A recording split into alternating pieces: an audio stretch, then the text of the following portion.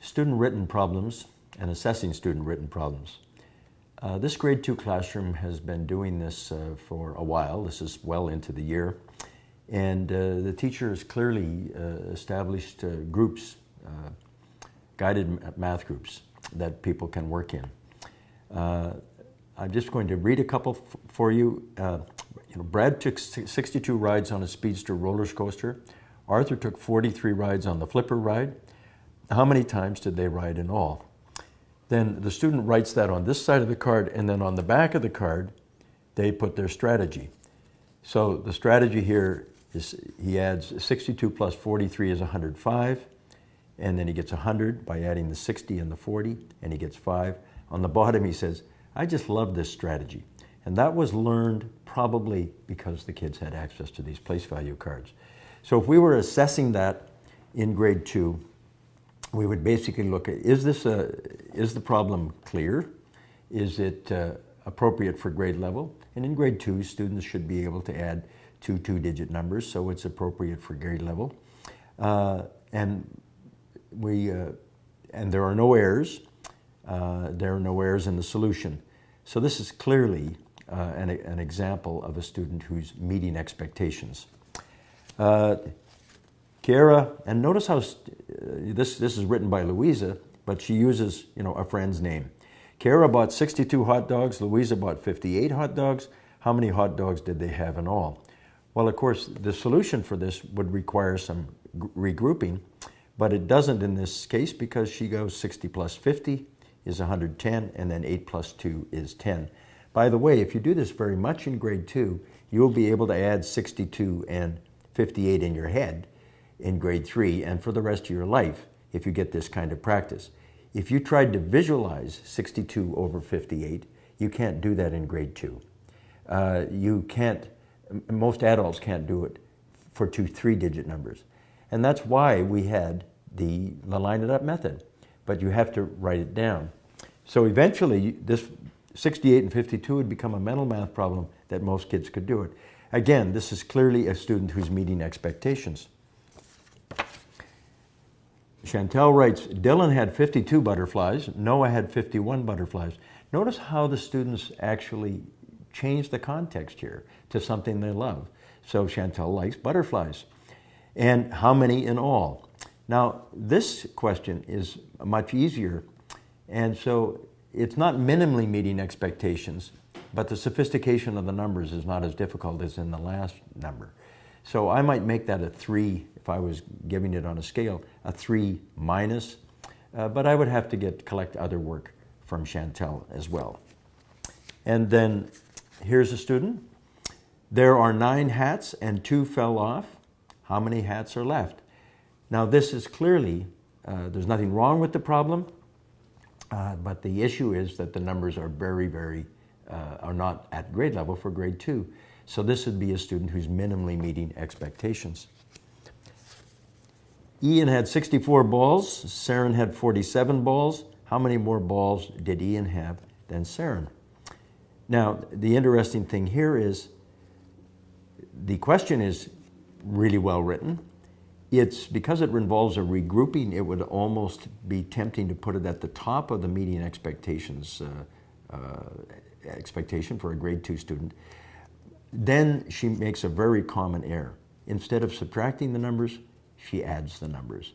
And so this would be minimally meeting, or sometimes I would call it meeting expectations, but I would ask her, I would go see if she could actually subtract this before I made a decision on that. Now we're starting to get some students that are exceeding the expectations here.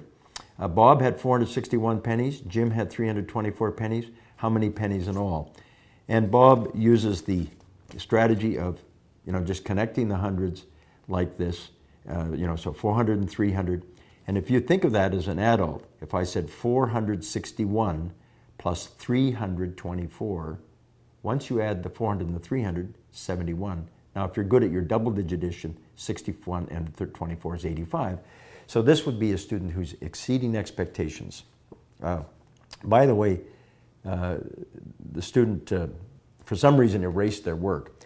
And one of the things I do encourage students is to not to erase, but to cross out, but not to cross, because in their work you can often find how they've made their errors. Now here's a student that's clearly exceeding expectations. Jordan writes, Maya had 1,452 candies. Jordan himself had 2,585 candies. How many candies did they have in all? Jordan does get the answer, and interesting how he does it. He adds the 3,000 and the 900, and then he adds the 130 and the 7. So he doesn't have to add it in a place value format because he's got number sense, and he gets the correct answer.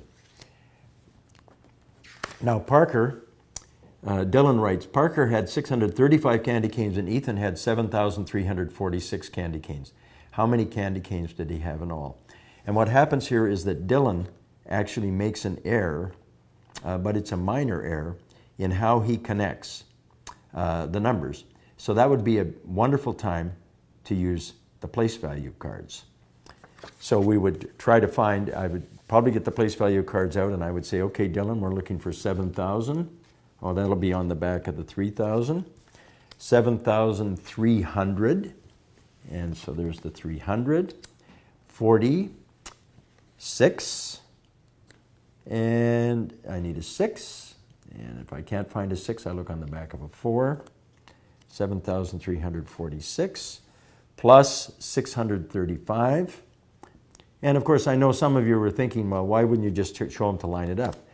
And I'm hoping that I can make the case here that he will learn more from this process.